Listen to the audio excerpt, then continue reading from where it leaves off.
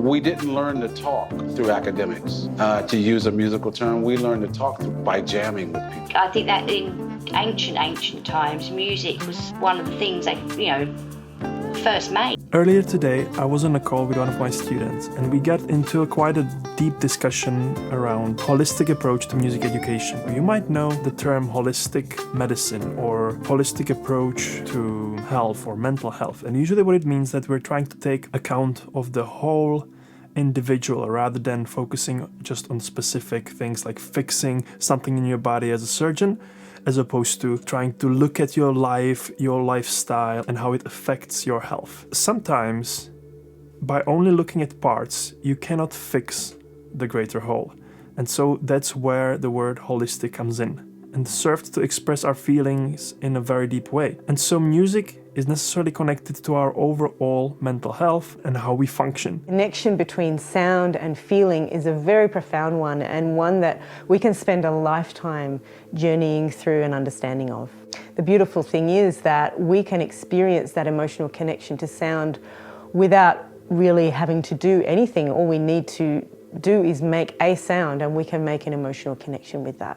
And it's truly one of the most satisfying and enjoyable aspects of music practice is to deepen and cultivate this sound-feeling connection. I sometimes say, imagine a world where instead of vague and empty, hello, how are you today, which no one cares about really, we would sing a melody about how we feel in that moment without putting it in words, because those words we say about weather and whatever the small talk is you choose, they don't really mean much anyway. So if you focus in on what's behind the words, what's behind the person's sound, how they look as well and how they move, you might get much more information from that, and you might get much more connection and basis for interaction and good communication on top of that. So that's one big problem. We are sonically suppressed, I call it.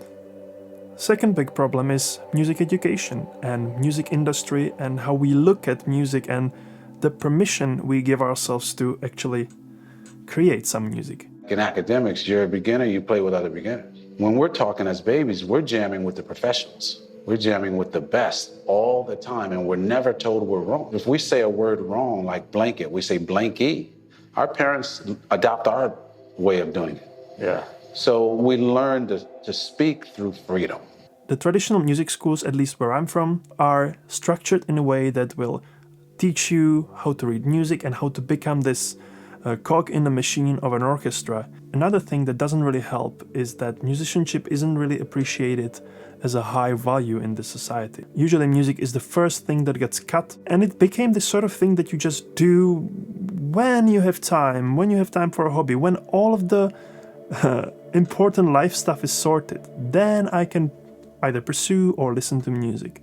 But all of this is just symptom of a deeper crisis we are going through. My opinion is that more music and art is needed on this planet. Music and art is like an antidote to war, to anything negative, because music and art are creative. Yeah. This creative impulse is native state to every individual. Mm. And if you see an individual battered down, not enjoying life, it means it's submerged somewhere. And so my approach to music education, and now I'm finally getting to what I wanted to say all along, is that I start from sound. I start from just making sound and trust the person that is making it, that they will understand and that they will be guided by their ears and that they will express what's needed. Practice comes once you can already kind of do something. Mm. And then we get better at it. But if we don't get to be free with what we're learning, it can stifle the love of it. I, for example, have one student that I teach drums. And when he first came to me, he's a young kid. When he first came to me, he was very stiff.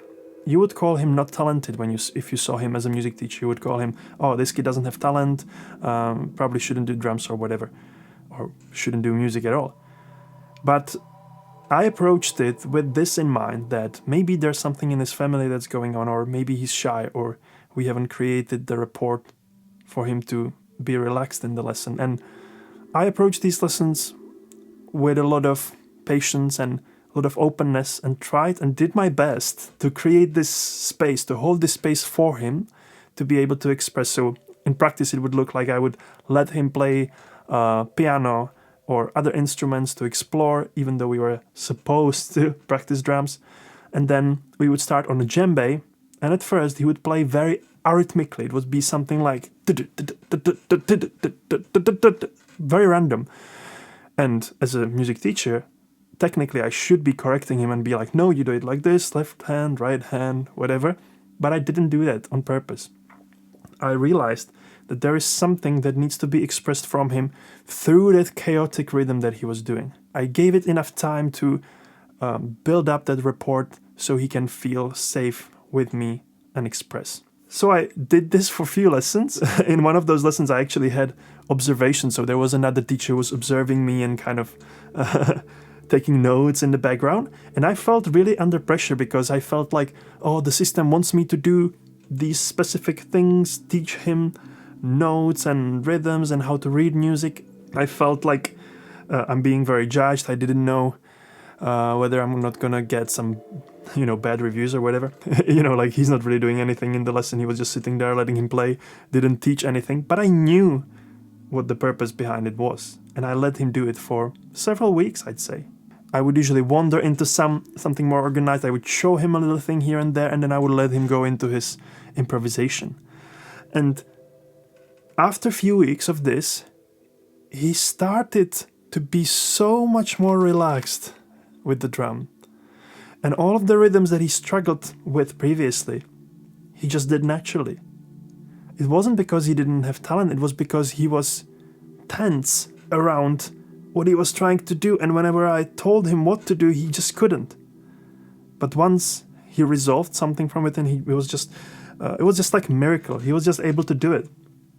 And I have another client of mine, student, she's a guitar player. Just today, we talked about how all the past trauma that she's gone through and couldn't really do anything about through therapy or anything like that, started resolving when she tapped into her musical passion. She always loved music, but she never allowed herself to play and thought it was too late. Now she's playing guitar and she's really happy. She's really managed to resolve some of the stuff. Nothing has ever made me more, this is the thing that I've always needed, than learning to play the guitar. Some things that our minds are so deep that there's no words for it. And that's when I find, okay, now with the music, with the guitar, you can just sit there and play something melodic and just over and over again. And I find that gives a great peace. So this is holistic approach to music education. I work a lot with mindfulness and improvisation. I let people to explore sound, and then I guide them where they want to go. And obviously sprinkle the theory and the technical stuff in. But we don't start with that. It's only when it's needed as a scaffolding to get us to another level. What's fundamental is sonic expression, movement, relaxation, mindfulness, overall health, and how music can be profound, spiritual, mental health practice. Why music does that, why singing. Oh, gosh, isn't it a wonderful thing? It is a wonderful thing, what music can do. There have been nights when I've walked on stage and I have felt absolutely awful.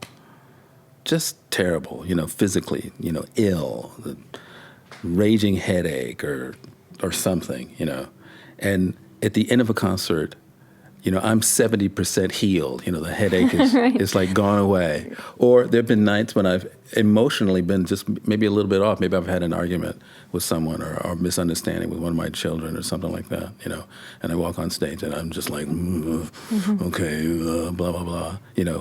Fists clenched and just sort of, just hot, And within a minute, I'm open, I'm happy, I've cooled off. I think the best way to sort of deal with temptation is to actually sing, Really? Yeah.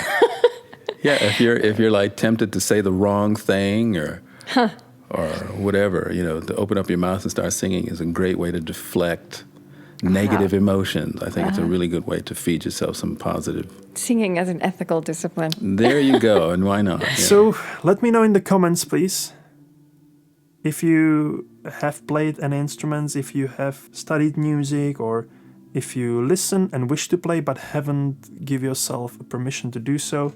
Let me know in comments what you think. Thanks for watching. Please subscribe to the channel. I see you in the next one. Keep it funky.